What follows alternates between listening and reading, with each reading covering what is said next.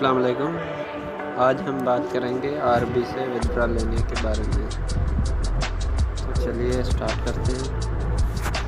सबसे पहले हम जाएंगे थ्री डॉट पे, फिर जाएंगे नीचे विथड्रॉ पे,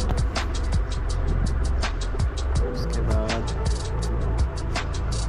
ये देखिए आ गया $2। मैंने अभी $2 का ही विथड्रॉ लेना है तो मैं $2 नेक्स्ट कर देता हूँ। अभी है सेलेक्ट पेमेंट मेथड, इजी पैसा, अकाउंट।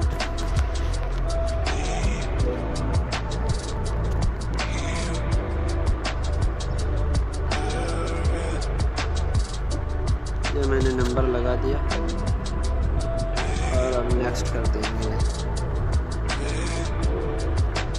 अब प्रोसीड कर देंगे। ये देखिए जी, your withdrawal request submitted successfully.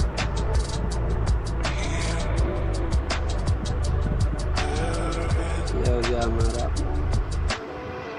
Withdrawal.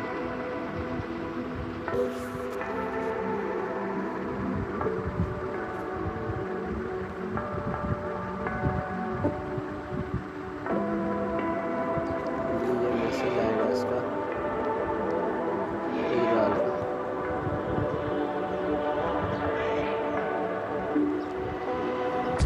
ये देखेंगे